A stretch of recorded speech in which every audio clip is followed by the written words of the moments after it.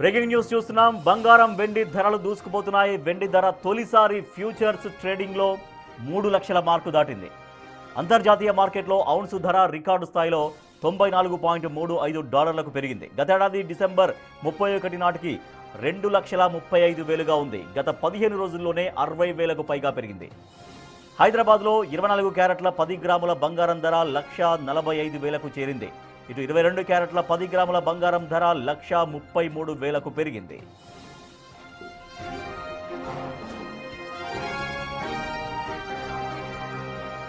అంతర్జాతీయ డిమాండ్, భౌగోళిక ఉద్రిక్తతలు, అమెరికా ఫెడరల్ రిజర్వ్ వడ్డీ రేట్లు తగ్గిస్తుందన్న అంచనాలు, బలహీనంగా కదలాడుతున్న అమెరికా డాలర్ ఇవన్నీ వెండి గిరాకీకి అనుకూలంగా మారాయి.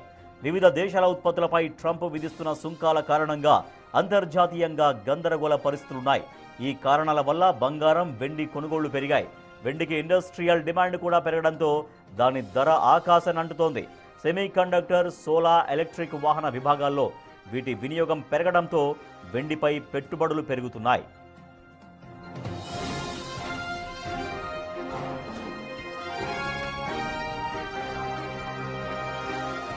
బంగారం, వెండి ధరలు దూసుకుపోతున్నాయి. ఆకాశమే హద్దుగా బంగారము, వెండి ధరలు రోజు రోజుకు పెరిగిపోతూనే ఉన్నాయి. సామాన్యులకి బంగారం, వెండి అందనంత స్థాయిలో దూసుకుపోతున్న పరిస్థితి.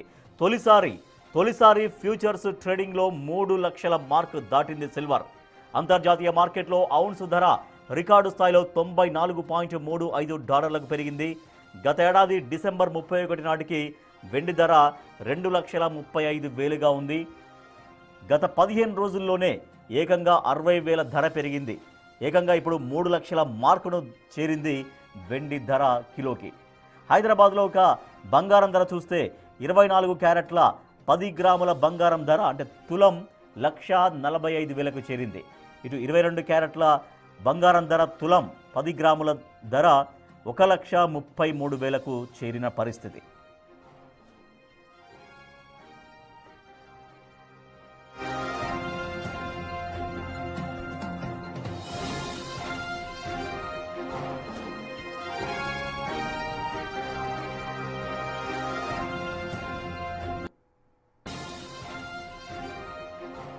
బంగారం, వెండి ధరలు దూసుకుపోతున్నాయి. సామాన్య మధ్యతరగతి ప్రజలకు ఇక మేము అందం అన్న స్థాయిలో రెండు ఒకదానికొకటి పోటీ పడుతూ వెళ్తున్నటువంటి పరిస్థితి. సో ఇక అసలు బంగారం కొనాలా వద్దా, వెండి కొనాలా వద్దా అన్నటువంటి క్వశ్చన్స్లోనే చాలామంది ఆగిపోతున్నటువంటి పరిస్థితి. ఓ పక్క మాత్రం అవి పెరుక్కుంటూ మేము మీకు అందం అన్నంత స్థాయిలో దూసుకెళ్తున్నాయి బంగారం, వెండి ధరలు. ప్రస్తుతం బంగారం, వెండి ధరలు ఇంత పెరగడానికి గల కారణం ఏంటి? అసలు వీటికి ఆగడం ఉంటుందా, బ్రేక్ పడుతుందా, లేదా ఇలాగే దూసుకుపోయే అవకాశం ఉందా? మరింత సమాచారాన్ని ప్రస్తుతం మనతో మాట్లాడడం కోసంగా ఫైనాన్షియల్ ఎక్స్పర్ట్ జీవి రావు గారు మనకు అందుబాటులో ఉన్నారు. రావు గారు నమస్తే అండి. నమస్తే అండి. రావు గారు, బంగారం, వెండి ధరలు ఇంకా ఆగుతాయా, ఆగాయా, ఆకాశాన్ని అంటుతాయి? ఎప్పటికీ ఆకాశాన్ని అంటిపోయాయి. సామాన్య ప్రజలకు, మధ్యతరగతి ప్రజలకు అందనంత స్థాయిలో వెళ్ళిపోయాయి. ఇంకా ఇలాగే కంటిన్యూ అవుతుందా, బ్రేక్ పడే అవకాశం అసలు ఉందా లేదా? ఈ పరిస్థితుల్లో ఏం చెప్తున్నాయి? అయితేనండి, ఇప్పుడున్న పరిస్థితులు కనుక మనం గమనిస్తే ముఖ్యంగా అంతర్జాతీయంగా ఉండేటువంటి ఉద్రిక్తతలు ఒక కారణంగా మనం చూస్తే, దాంతో పాటుగా మనకి వెండి విషయంగా ఇండస్ట్రియల్ డిమాండ్ అనేది రోజు రోజుకి పెరిగిపోతుంది. అలాగే చైనా వాళ్ళు కూడా వెండిని ఎక్స్పోర్ట్ అనేటువంటిది బాగా రిస్ట్రిక్షన్స్ పెట్టేసి దాన్ని తగ్గించడం జరిగింది. అన్ని కేంద్ర బ్యాంకులు కూడా దాదాపుగా భారతదేశంతో సహా బంగారం నిల్వలను పెంచుకునే ప్రయత్నాలు చేశారు. దీనివల్ల రానున్న రోజుల్లో కూడా బంగారం ధరలు మరింత పెరిగేటువంటి అవకాశాలు ఎక్కువగా ఉన్నాయి. అయితే అసలు కరెక్షన్ రాదా అంటే, కరెక్షన్స్ అనేది మార్కెట్లో ఇన్యూటబుల్ అండి, జరుగుతాయి. ఇప్పుడు ఉదాహరణకి ఈ రోజు బంగారం ధర 1,49,000 దాకా వెళ్తే 10 గ్రాముల ధర స్వల్ప కరెక్షన్స్ కి అవకాశం ఉంది. కానీ లాంగ్ రన్ గా మనం ఆలోచించుకున్నప్పుడు బంగారం ధరలు మరింత పెరిగేటువంటి అవకాశాలు ఎక్కువ ఉండవు. ఇక కాకపోతే వెండి విషయానికి వస్తే, చాలా కొద్ది కాలంలోనే అంటే లెస్ దాన్ 1 year లోనే వెండి ధరలు డబల్ అయిపోయినాయి. కాబట్టి ఇప్పుడున్న పరిస్థితుల్లో కనుక మనం చూస్తే ఫ్రెష్ గా ఇలా 3,10,000 పెట్టి వెండిని కొనమని చెప్తూ మనం చెప్పం కాదండి. వెండిలో కొంత కరెక్షన్ వచ్చిన తర్వాత మాత్రమే ఫర్దర్ గా ఇన్వెస్ట్ చేసే ప్రయత్నం చేయమని చెప్తాను. ఓవరాల్ గా లాంగ్ రన్ లో వెండి ధరలు కూడా మరింత పెరిగే అవకాశమే ఉన్నప్పటికీ కూడా ఇన్వెస్టర్స్ కొంత జాగ్రత్తగా ఉంటూ ఏదన్నా ఒక కరెక్షన్ అనేటువంటిది వస్తే, అంటే వెండిలో కరెక్షన్ అవడానికి అవకాశాలు కూడా ఉన్నాయి. అలా ఒక 2.5 లక్షల స్థాయికి వస్తే అప్పుడు మళ్ళా వెండిలో ఇన్వెస్ట్ చేయడం స్టార్ట్ చేయొచ్చు. గోల్డ్ లో మాత్రం ఇన్వెస్ట్మెంట్ ని కంటిన్యూ చేయడమే మంచిది. అంటే గత కొంతకాలంగా రావు గారు మీరు చెప్తున్నట్టుగా వెండి బంగారాన్ని, అంటే బంగారం కొనలేము అనుకున్న వాళ్ళు, వెండి వైపు టర్న్ అవుదాం అనుకున్న వాళ్ళు 2 లక్షల దగ్గర ఆలోచించారు, 2.5 లక్షల దగ్గర ఆలోచించారు, ఇప్పుడు 3 లక్షల కొనాలా వద్దా, 2 లక్షలకు కొంటే మళ్ళీ సడన్గా పడిపోతుందేమో, 1.5 వస్తుందేమో, లేదంటే 2.5 లక్షల దగ్గర కొన్నాక 2 లక్షలకు పడిపోతుందేమో, ఇట్లా అనేక డౌట్స్ వస్తున్నాయి. ఇప్పుడు ఏకంగా 4 లక్షలు కూడా దాటడం పెద్ద కష్టం కాదనేది కొంత అంచనా వ్యక్తమవుతుంది. సో మీలాంటి వాళ్ళు సజెషన్ చేస్తున్నారు, కరెక్ట్ కాదేమో అంటున్నారు, బట్ వెండి మాత్రం ఆగట్లేదు. ఎందుకు మరి బంగారంతో పోల్చుకుంటే వెండి ఇంత స్థాయిలో భారీగా పెరగడానికి? సరే ధర పెరగడం ఒకటి, కానీ ఈ స్థాయిలో ఏకంగా రోజుల్లోనే ఇంత స్థాయిలో పెరగడం కారణం ఏంటంటున్నారు?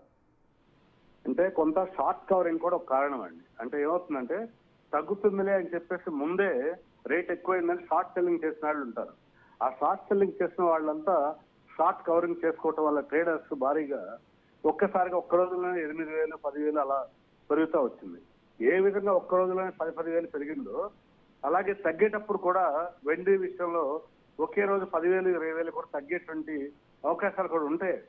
నేను గత 40 సంవత్సరాలుగా సామాన్యమైనటువంటి మధ్యతరగతి కుటుంబీకులందరికీ కూడా ఒకటే అడ్వైజ్ ఇస్తా వచ్చానండి. అదేంటంటే బంగారం ప్రతి నెల కూడా క్రమం తప్పకుండా 1 గ్రామ్ బంగారం కొనమని చెప్తా వచ్చాను. ఇప్పుడు కూడా నా యొక్క ఆలోచన అదే. వెండి విషయానికి వస్తే ఒకప్పుడు కిలో కొనమని చెప్పేవాళ్ళు, ఇప్పుడు వెండి కూడా కనీసం ఒక 100 గ్రాములైనా కొనుక్కోమని చెప్తాం. కానీ వెండి అయితే కాస్త తగ్గిన తర్వాత కొనటం స్టార్ట్ చేయొచ్చు కానండి. బంగారం మాత్రం ఇప్పుడు కూడా క్రమం తప్పకుండా నెలకు 1 గ్రామైనా బంగారం కొనుక్కుంటూ వెళ్తేనే లాంగ్ రన్ లో వాళ్ళకి ప్రయోజనకరంగా ఉంటుంది.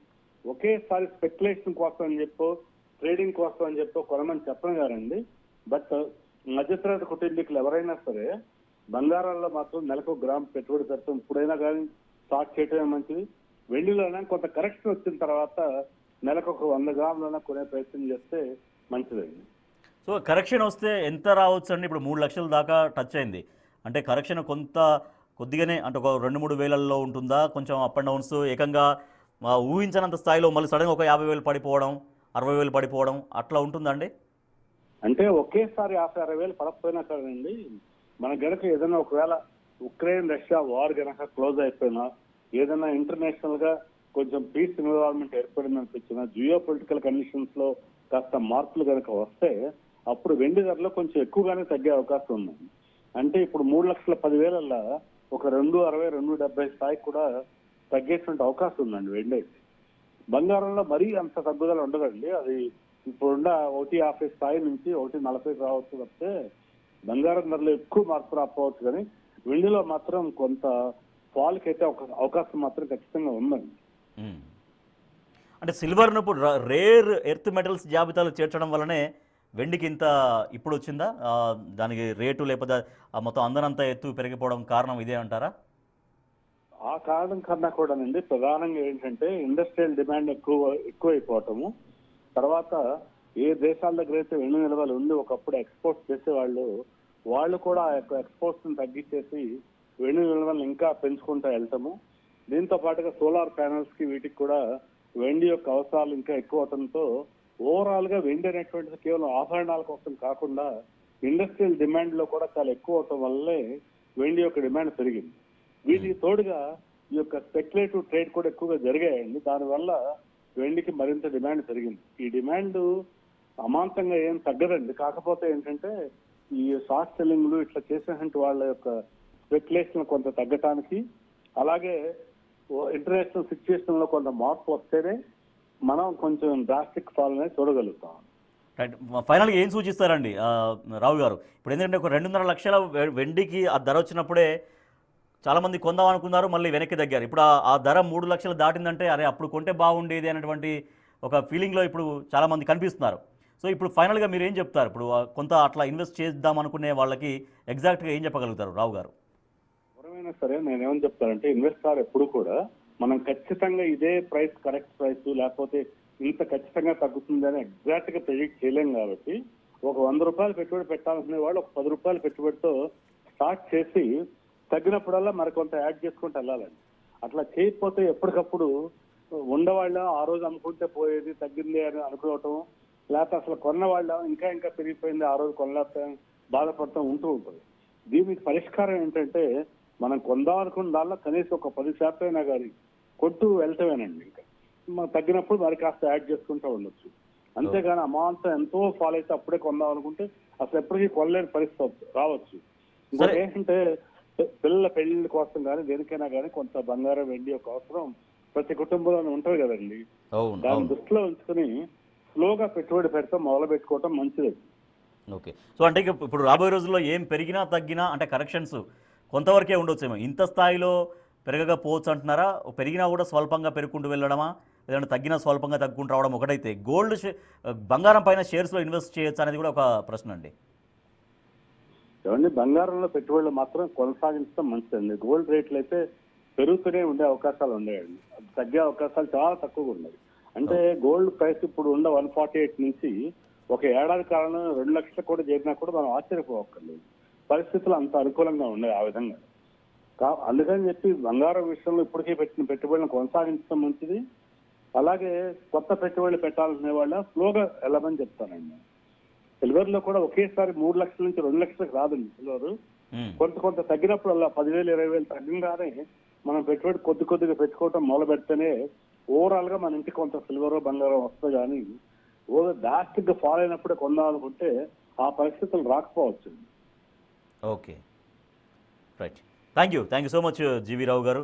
సో అది బంగారం వెండి ధరలు విపరీతంగా పెరుగుతూనే ఉన్నాయి, కానీ ఇప్పటికి కూడా ఇంకా పెరిగే అవకాశం ఉంది అని చెప్తున్నారు. బంగారం ధర మాత్రం డెఫినెట్గా పెరిగే అవకాశం ఉంది, కానీ వెండి ధరలో కొంత కరెక్షన్స్ జరగవచ్చు అంటూ మార్కెట్ నిపుణులు చెబుతున్నారు. సో ఆ కరెక్షన్స్ కూడా భారీగా పతనం కాకపోవచ్చు, కొంత చిన్న డిఫరెన్సెస్ తోటే కొంత కరెక్షన్ అవ్వచ్చు, తగ్గొచ్చు. కానీ వెండి పైన ఇన్వెస్ట్ చేయండి అని సజెషన్స్ కూడా పూర్తిగా ఇవ్వలేకపోతున్నారు, ఎందుకంటే వెండిలో కొంత కరెక్షన్స్ జరగవచ్చు, కానీ బంగారం ధర మాత్రం పెరుగుకుంటూనే వెళ్ళే అవకాశాలే ఉన్నాయి. బంగారం పైన కొంత కూడా ఇన్వెస్ట్ చేస్తే కొంత బెనిఫిట్స్ జరిగే అవకాశం ఉంది. వెండి రేటు మాత్రం మళ్ళీ ఇదే స్థాయిలో కంటిన్యూగా పెరుగుతుందని కూడా మార్కెట్ నిపుణులు కూడా స్పష్టంగా అంచనా వేయలేకపోతున్నారు. ఒకవేళ జరిగితే కొంత కరెక్షన్స్ జరగవచ్చు, అది కూడా కొంత వేలలోనే, ఒక 2-3 వేలు తగ్గడమా, 2-3 వేలు పెరగడమా. ఇప్పుడు 2 లక్షలు ఉంది, ఏకంగా చాలా వేగంగా 3 లక్షలు దాటింది, కానీ మళ్ళీ ఇదే స్థాయిలో 3 లక్షల నుంచి 4 లక్షలు 4 లక్షల పైన ఇంత వేగంగా అయితే పెరిగే ఛాన్సెస్ అయితే లేవనే చెబుతున్నారు. సో ఏమున్నా కొంత కరెక్షన్స్ జరగవచ్చు, అది ఆ ధర పెరుగుదలలో కొంత కరెక్షన్ జరగవచ్చు. ఒకవేళ తగ్గినా కూడా కొంత తగ్గుదలే ఉంటుంది, కానీ భారీగా తగ్గకపోవచ్చు అంటూ కూడా అంచనా వేస్తారు. కాబట్టి జాగ్రత్తగా చూసి ఇన్వెస్ట్ చేయడమే మంచిది వెండి పైన అనేది మార్కెట్ నిపుణులు చెబుతున్నటువంటి మాట. సో బంగారం ధర మాత్రం క్రమక్రమంగా పెరుగుకుంటూనే వెళ్ళే అవకాశాలే ఉన్నాయి అని చెబుతున్నారు మార్కెట్ నిపుణులు జీవి